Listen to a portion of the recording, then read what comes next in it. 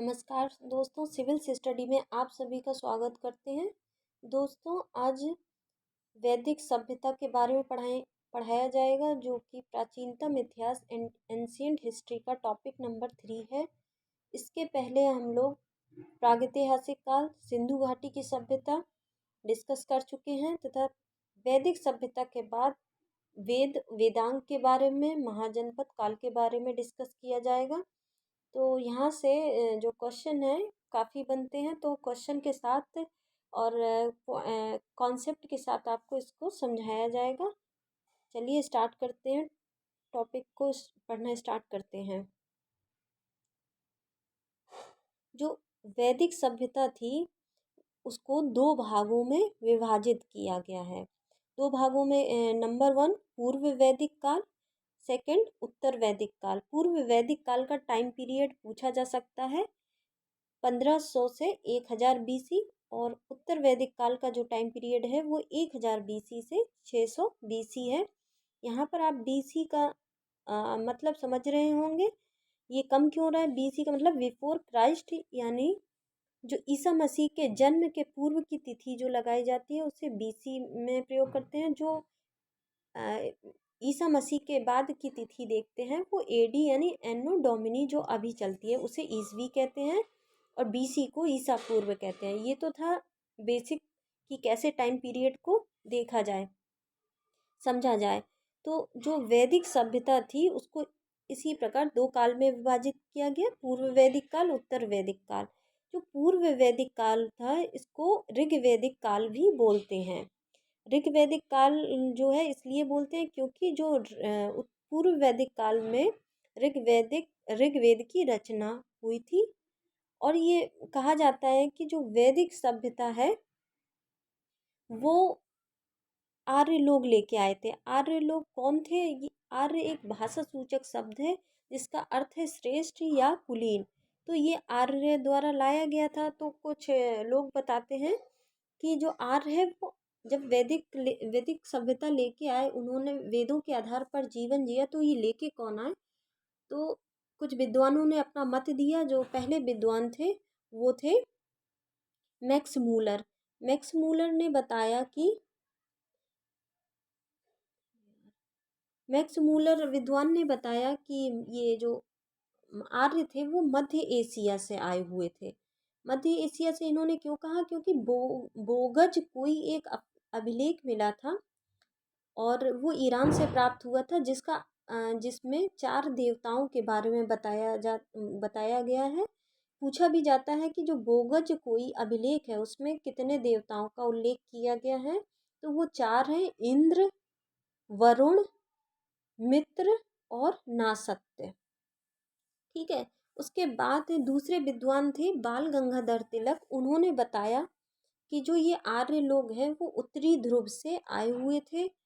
इसी प्रकार दयानंद सरस्वती ने बताया था कि जो आर्य लोग हैं वो कहाँ से आए? तिब्बत के निवासी थे, ये तिब्बत से आए हुए हैं। तो क्वेश्चन इस तरीके से तीनों तरीके से पूछ दिया जाता है कि जो आर्य लोग हैं वो मैक्स मूलर के अनुसार मध्य एशिया से आए थे, बाल गंगाधर तिलक के अनुसार उत्तरी ध्रुव से आए थे, तथा दयानंद सरस्वती के हिसाब से आर्य शब्द तिब्बत से आए हुए थे।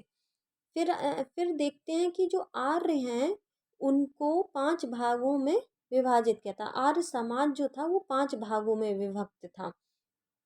जैसे कुल होता था, पहले क्या होता था? छोटे स्तर पर कुल, उसके बाद ग्राम, उसके बाद विश्व, उसके बाद जन, उसके बाद राष्ट्र। तो जो कुल का मुखिया होता था उसे कुलक कहते थे, ग्राम के मुखिया को ग्रामीणी कहते थे, विश्व के मुखिया को विस्पति, तथा जन को जनप्रति जन या राजन कहते थे। ज़्यादातर राजन बोला जाता था। और राष्ट्र के मुखिया को राजा यानी आज के समय पे राष्ट्रपति बोला जाता है। तो ये इस प्रकार से ये क्वेश्चन काफ़ी बार पूछा जा चुका है कि आर्य समाज को 5 भागों में विभक्त किया गया था: कुल, ग्राम, विश्व, जन और राष्ट्र। ठीक है। इसके बाद देखते हैं कि जो ऋग्वैदिक कालीन में कुछ नदियों का नाम आया है। क्वेश्चन पूछा जा सकता है कि ऋग्वैदिक काल में इनको क्या कहते थे? नदियों को, जो आज बदला हुआ नाम है, पहले कुछ और कहा जाता था। तो पहली नदी थी काबुल, जिसे कुबा बोला जाता था। झेलम को वितास्ता, सिंधु को सिंध या हिरण्य भी बोला जाता था। स्वात नदी को स्वात नदी को सुवस्तु, गंडक को सदानीरा, चिनाब को अस्कनी, रावी को परुस, गोमती को गोमल, व्यास को विपासा तथा सतलज को सतुद्री बोला जाता था। तो इस तरीके से आप देख सकते हैं कि सतुद्री को क्या बोला जाता था, सतलज। काफ़ी बार पूछा जा चुका है, जैसे झेलम वितास्ता, चिनाब अस्कनी, गोमती गोमल और रावी को पौरुष, सतलज को सतुद्री, व्यास को विपासा। ठीक है, इस प्रकार अब हम देखते हैं कि सिंधु नदी का जो नाम है वो 55 बार आया है। मतलब ऋग्वेद में अगर वैदिक काल के इतिहास में देखा जाए तो 55 बार सिंधु शब्द का आया है। सरस्वती नदी का नाम 50 बार आया है। गंगा का नाम 3, यमुना का जो नाम है यहाँ स्किप हो गया है, यमुना का नाम जो है वो 3 बार आया है तथा गंगा का नाम 1 बार आया है। अगर देखा जाए ऋग्वेदिक काल में सबसे पवित्र नदी किसको बताया गया है, तो वो है सरस्वती नदी को बताया गया है। ठीक है, तो नेक्स्ट इसी का टॉपिक देखते हैं कि जो समाज की व्यवस्था थी, जो ऋग्वैदिक समाज की विशेषताएं थी वो आखिरकार क्या थी। तो कहा जाता है ये पितृ सत्तात्मक समाज था और भाषा जो है वो संस्कृत बोली जाती थी, क्योंकि ये विद्वान कहलाते थे, श्रेष्ठ कहलाते थे। तो उस समय संस्कृत बोलने वाले को श्रेष्ठ बोला जाता था, तो इनकी भाषा संस्कृत होती थी। प्रमुख देवता जो थे इनके इंद्र होते थे। गाय को ये अघन्या कहते थे, बहुत पवित्र मानते थे कि इसको मारना नहीं चाहिए। जो गाय को मार देता था उसको जी वो मृत्यु दंड की सजा होती थी। इसी प्रकार जो मरुस्थल को है वो धन्व कहा जाता था। अगर पूछा जाए कि धन्व किस शब्द को यूज किया गया तो मरुस्थल बोलते थे इसे। और समुद्र को जो है वो पारावत बोलते थे। और जौ, ये जो खाद्यान्न वाला जौ होता है उसको यव कहते थे। तो इस तरीके से क्वेश्चन पूछा जा सकता है कि पितृसत्तात्मक समाज था, भाषा संस्कृत बोली जाती थी, प्रमुख देवता इंद्र थे, गाय को अघन्या कहते थे और मरुस्थल को धन्व कहते थे, समुद्र को पारावत कहते थे, यव को जौ कहते थे। नेक्स्ट देखते हैं कि इस सभ्यता के लोग, पूछा भी जाता है कि क्या केवल शाकाहारी होते थे या मांसाहारी। तो इस सभ्यता के लोग जो होते थे वो शाकाहारी मांसाहारी दोनों होते थे। कुछ नोट में बातें देख लेते हैं कि जो इसके प्रमुख देवता, जो आर्य समाज यानी वैदिक काल के जो समाज था वो, उसमें इंद्र देवता को प्रमुख माना जाता था। इनके मंत्रों की संख्या 250 थी। अग्नि दूसरे नंबर में जिसमें 200 बार, और विष्णु भगवान का 100 बार, शिव भगवान जी का 3 बार उल्लेख हुआ है। ठीक है, अग्नि देवता को बताया जाता था कि ये एक मिलाने का काम करते थे ईश्वर से। आगे चल के देखते हैं वैदिक साहित्य क्या था इस समय। वैदिक साहित्य के बारे में जानते हैं। तो उपनिषद उपनिषद थे। उपनिषद को वेदांग भी कहते थे, जिनकी संख्या पूछी जा सकती है कि 108 थी।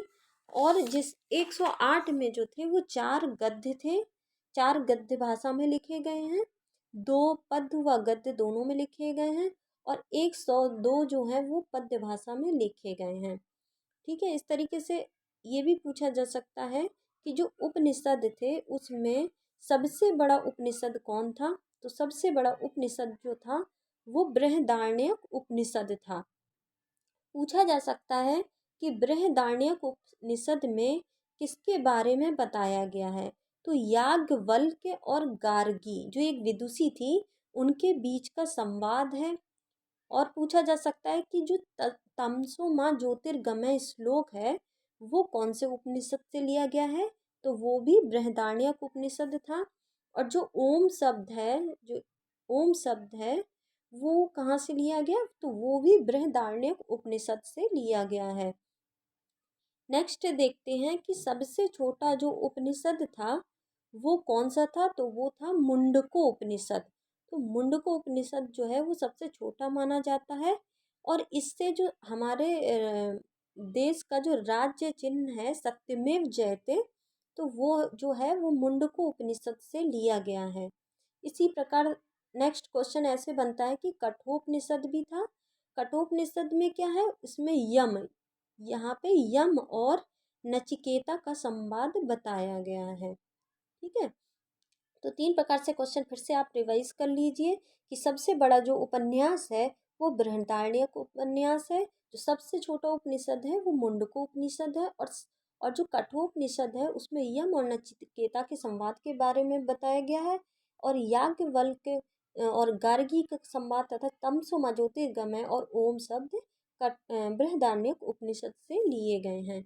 इसी प्रकार नेक्स्ट देखते हैं कि जो संस्कारों की संख्या है इसमें बताई गई है 16 संस्कार। संस्कार जो होते थे इसमें वेदों में बताया गया है कि कितने होते थे, 16 संस्कार होते थे। और भी हम वेदों के बारे में जान लेते हैं, लेकिन स्पेशली आपकी वेद और वेदांग की क्लास जो है वो नेक्स्ट उसमें लिया जाएगा। अभी समाज के बारे में आपने देख लिया है, और भी फैक्ट देख लेते हैं इनसे जुड़े जो कुछ छूट रहे हैं। हाँ, इसमें जो प्रमुख आर्यों का जो मुख्य पेय पदार्थ होता था वो सोमरस होता था। अगर पूछा जाए कि जो आर्यों का पेय पदार्थ होता था वो सोमरस होता था, तथा जीवन भर अविवाहित रहने वाली महिलाओं को अमाजू बोला जाता था, और मनुष्य एवं देवता के बीच मध्यस्थ की भूमिका निभाने वाले जो देवता थे वो अग्नि देवता थे। यही अग्नि देवता जो उत्तर वैदिक काल में इंद्र के स्थान पर जो थे वो प्रजापति भगवान जी को पूजा जाने लगा। और जो वेदांत दर्शन के मौलिक ग्रंथ है वो ब्रह्म सूत्र या वेदांत सूत्र कहलाए, जिसकी जो रचना है वो बदरायण ने की थी। ठीक है, तो आज का जो टॉपिक था वैदिक सभ्यता, यहाँ पर मेन पॉइंट को हम डिस्कस कर चुके हैं जिस हिसाब से पूछा जाता है। अब जो कल का जो टॉपिक होगा वेद वेदांग, जिसमें हम उत्तर वैदिक काल समझाएंगे और महाजनपदों के बारे में बताएंगे। Thank you. अगर आपको हमारे द्वारा दिया गया अभी टॉपिक समझ में आया हो तो इसे लाइक कीजिए, शेयर कीजिए, सब्सक्राइब कीजिए। Thank you.